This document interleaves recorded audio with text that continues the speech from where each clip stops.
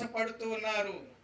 దేవుని పరిచర్యలో వారు స్థిరంగా బలంగా ఉంటూ అనేక మందిని నడిపించాలని, అనేక మందికి దేవుని స్వరం వినిపించాలని వారు ప్రయాసపడుతూ ఆ భాగంగానే ఈరోజు మా యొక్క నలుగురు సేవకుల్ని కూడా ఈ రాత్రికి ఇక్కడ ఉంచడం జరిగింది. దేవునికి స్తోత్రం కలుగును గాక. హల్లెలూయా. కనుక గొప్ప వాటి గురించి నువ్వు ఆలోచన చెయ్యకు, యేసు గురించి గొప్పగా ఆలోచించు. ఏం ఆలోచించాలి యేసు కొరకు గొప్పగా అంటే, అసలు యేసు ఎవరు అనేది ముందుగా మనం తెలుసుకోవాల్సినటువంటి ఆవశ్యకత ఉంది. ఎవరు యేసు? ఎందుకు మన మధ్యకు వచ్చారు? ఆయన చేసింది ఏమిటి? మనకు ఒరిగింది ఏమిటి అనేది చాలా మంది ఆలోచిస్తూ ఉన్నారు. పిల్లరా, మనిషి పుట్టుకతోటే పాపములో నుండి పుడుతున్నాడు. ఎక్కడి నుండి?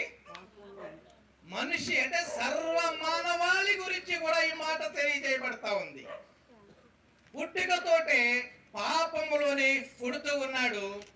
ఆ పుట్టినవాడు ఏమీ చేయకుండా ఉంటే, తిని పడుకొని ఆయుష్కాలం అంతా అలాగే గడిపేస్తే వాడు నరకానికి పోవడం తథ్యం. వేరొక తప్పుడు పనులు చేయక్కర్లేదు, వేరొక పాపకార్యాలు చేయక్కర్లేదు. పుట్టినవాడు పుట్టినట్టుగా ఏమీ చేయకుండా అలాగే చనిపోతే వాడు ఖచ్చితంగా నరకానికి పోతాడు. వీళ్ళరా, పుట్టిన ప్రతి ఒక్కరూ నరకానికే పోతే ఈ భూమి ఏమైపోవాలి? ఈ సృష్టి ఏమైపోవాలి? ఈ సృష్టిలో ఉన్నటువంటి ఈ సమస్తము ఏమైపోవాలి? దేవుడు ఎందుకు ఇవన్నీ సృష్టించాడు? మనిషిని తన స్వహస్తాలతో తయారు చేసుకోనక మునిపే భూమి ఆకాశాలు సృష్టించాడు, సూర్య చంద్ర నక్షత్రాలను సృష్టించాడు, చెట్లను, జలరాశులను, జీవరాశులన్నిటినీ, సకల కోటి జీవరాశులు కూడా సృష్టించాడు. అటు తర్వాత ఆఖరు రోజున మనిషిని తయారు చేశాడు. ఎందుకోసం అంటే మనిషికి ఇవన్నీ అవసరము అని ముందుగానే అవన్నీ కూడా తయారు చేశాడు. మరి అవి అనుభవించకుండా నువ్వు నరకానికి పోతే, అవి అనుభవించకుండా నేను మరణానికి అప్పగించబడితే మరి దేవుడి సృష్టించడానికి ఎంత ప్రయాసపడి ఉంటారంటారు? ఆయన ఆశ ఏమై ఉంటుందంటారు? ఆయన కోరిక ఏమై ఉంటుందంటారు? కనుక ప్రియమైన దేవుని బిడ్డలారా, తన స్వహస్తాలతో చెక్కుకున్నటువంటి, తన రూపంలో తన పోలికలో తయారు చేసుకున్నటువంటి మనకు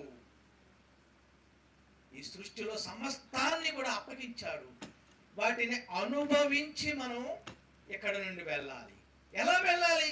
ఎక్కడ నుండి వచ్చామో అక్కడికే వెళ్ళాలి. నరులారా తిరిగి నా యొద్దకే రండి అంటున్నాడు. నరులారా తిరిగి నా యొద్దకే రండి అంటున్నాడు. ఎక్కడికి అంటే మనం ఎక్కడ నుండి అయితే వచ్చామో తిరిగి మరలా అక్కడికే వెళ్ళవలసి ఉంది. ఈరోజు దేవుని మాట వినకపోవడం వలన, మనం వేరొక మార్గాన్ని అనుసరించడం వలన దారి తప్పిపోయి పరలోకానికి బదులు ఆ ఆరని అగ్నిగుండంలోకి వెళ్ళిపోతూ ఉన్నారు.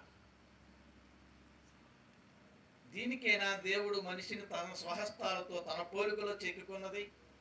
ఈ మనిషి కోసమే ఈ సృష్టిలో సమస్తాన్ని తయారు చేసి ఈ మనిషికి అప్పగించింది? కాదు కాదు. ఈ భూమి మీద ఉన్నంత వరకు కూడా దేవుణ్ణి ఆరాధించాలి, దేవుని స్తుతించాలి, దేవుడు మనకి ఇచ్చిన దాన్ని అనుభవించాలి. ఎవడైనా సడన్ గా చచ్చిపోతే ఏమంటారంటే వీడికి భూమి మీద నూకలు చీలిపోయారంటారు. హల్లెలూయా. కానీ చాలా మంది నూకలు, దేవుడిచ్చిన నూకలు చెల్లిపోకుండానే అర్ధాంతరంగానే విడిచిపోవలసిన పరిస్థితి. ఎందుకంటే స్నేహాల వల్ల, దేవుని మాట పెడచెవిని పెట్టుట వల్ల, తల్లిదండ్రులకు విలువ ఇవ్వకపోవటం వల్ల. హల్లెలూయా. దేవుడు అంటాడు, నువ్వు నన్ను ఆరాధిస్తున్నావంటే నాకు నమ్మకం ఏంటి? ఎదురుగా కనిపిస్తున్న తల్లిదండ్రులనే నువ్వు పూజించలేదు, ఎదురుగా కనిపిస్తున్న తల్లిదండ్రులకే నువ్వు విలువ ఇవ్వలేదు, కనిపించలేని నాకు నువ్వు విలువిస్తావని నేను ఎలా అనుకుంటాను అంటాడు. దేవుని స్తోత్రం కలుగును. ఈరోజు మనం చూస్తూ ఉన్నాం, ఎంతో మంది చూసిన చూపులో వయసు పెరక ముందే ముక్కు పచ్చలారినటువంటి యవ్వన బిడ్డలైనటువంటి వారు అనేక మంది చూసిన చూపులోనే మాయమైపోతూ ఉన్నారు. దానికి కారణం ఏంటంటే